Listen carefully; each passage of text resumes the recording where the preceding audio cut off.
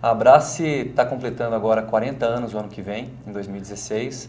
Ela nasceu em 1976, portanto, 10 anos após a inauguração do primeiro shopping no Brasil.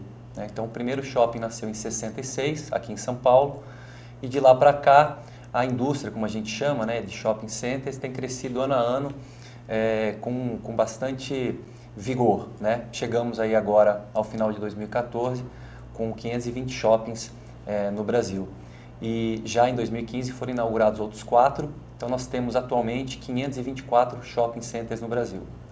A Abrace nasceu com a ideia de defender o setor e de tentar criar parâmetros e diretrizes para que os novos empreendimentos pudessem seguir critérios e se desenvolvessem de forma mais homogênea dentro do país, tanto do ponto de vista regulatório quanto do ponto de vista de arquitetura, de atendimento ao consumidor, de relacionamento com o lojista, etc. e tal.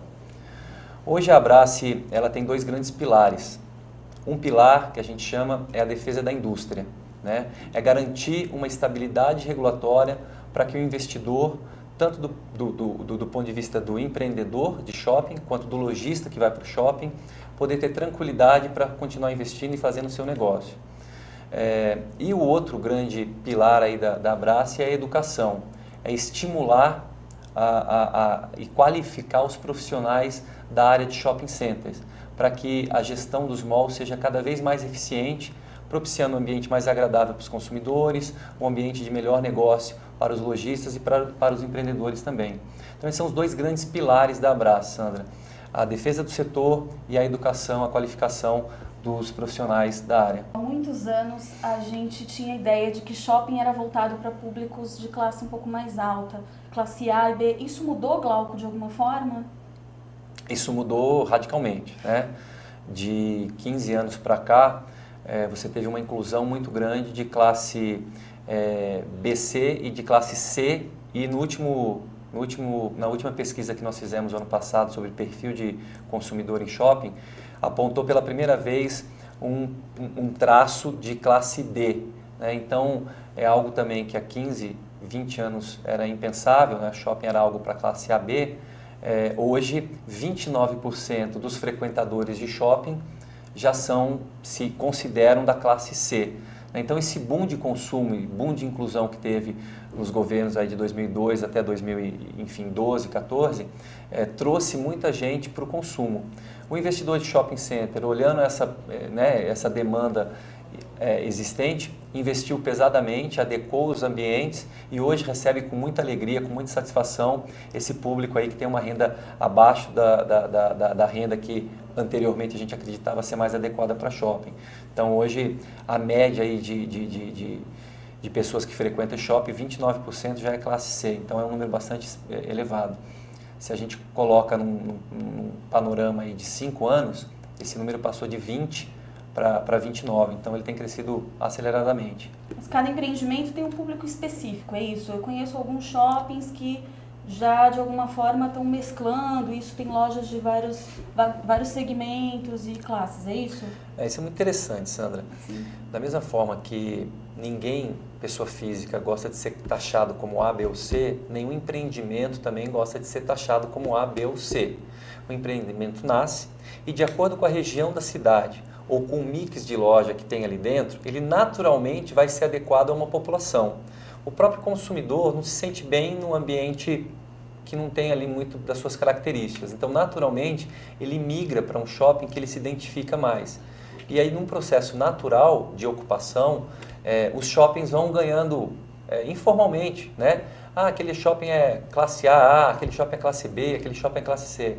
Mas eu queria enfatizar que os shoppings do Brasil são todos muito democráticos e que todos os consumidores, clientes, visitantes são muito bem-vindos, sejam shoppings considerados classe A, B ou C, mas é algo muito interessante, porque é um bom ponto esse que você colocou, porque realmente a gente tem essa imagem de que o shopping foi concebido para A, ou para B, ou para C.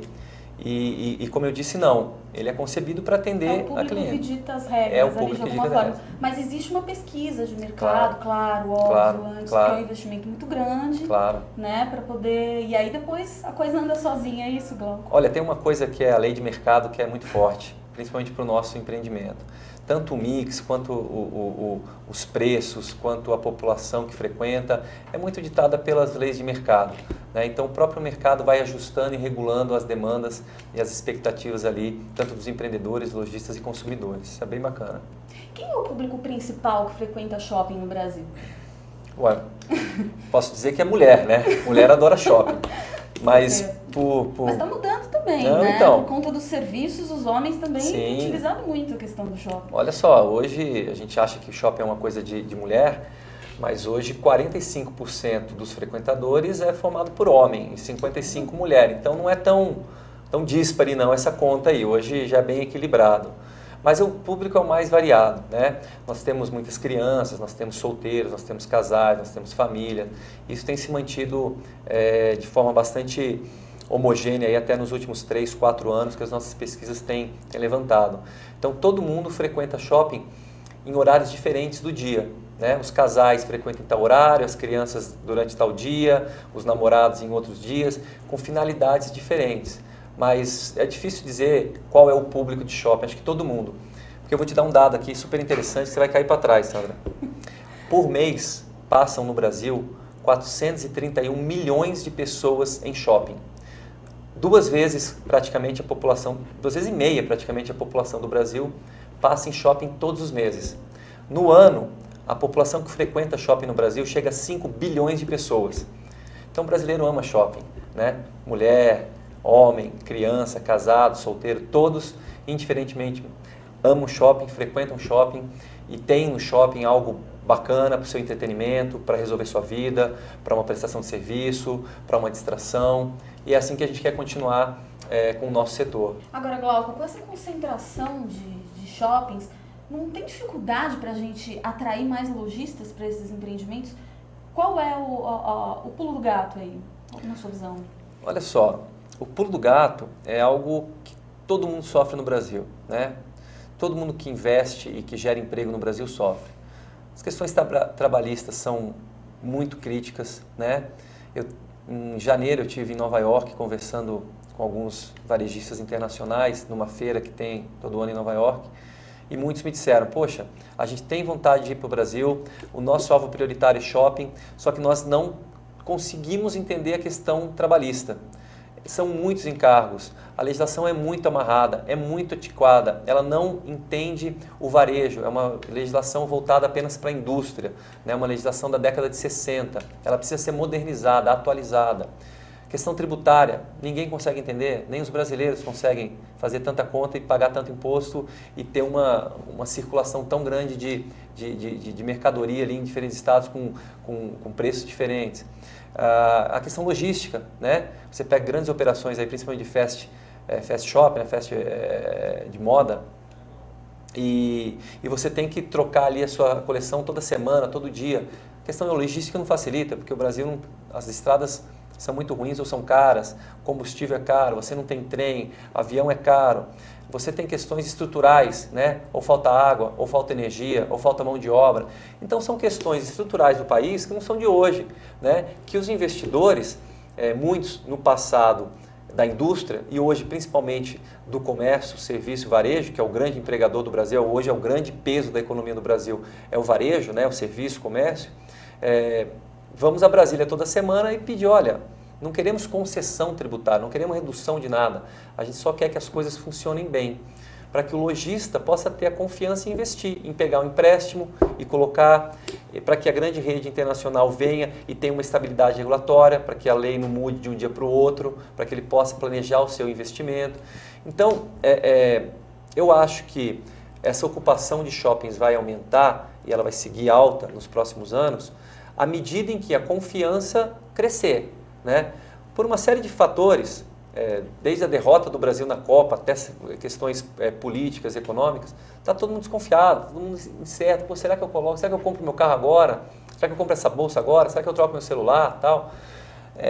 Então está esperando, está todo mundo esperando. Se as medidas estruturais, infraestruturais, tributárias, enfim, se os movimentos do governo derem a entender que vão vir soluções ou encaminhamentos serão tomados, eu acho que a confiança vai voltar e o lojista vai querer investir. O brasileiro ele é empreendedor, né? O varejo é muito empreendedor no Brasil, mas falta estrutura, né? Então ele precisa ter um apoio ou ele precisa ter uma garantia de que se ele investir, ele vai conseguir manter o investimento dele e vai ter o retorno que ele precisa. Então acho que a grande questão, o pulo do gato é isso, é a volta da confiança. Como se dá isso? Através de medidas estruturais, macroeconômicas muitas vezes, para que a gente possa garantir um país aí estável nos próximos anos. E os outlets? Tiveram uma tentativa desastrada aí na década de 90, né, de implantação, mas atualmente existe um crescimento muito importante, Sim. bem interessante. Como é que você vê esse crescimento do outlet? Sim, os outlets, eles, como você mencionou, eles vieram, mas num modelo diferente do que o brasileiro precisava, né? Veio copiando muita coisa de fora, mas sem se adequar e, enfim, fracassaram. E agora eles voltaram mais adequados, com um entendimento melhor e com uma estrutura melhor. Então, tanto o empreendedor, o que constrói o outlet, quanto o varejista que vai vender e o consumidor também que vai comprar, eles precisam entender a diferença de um outlet para um shopping.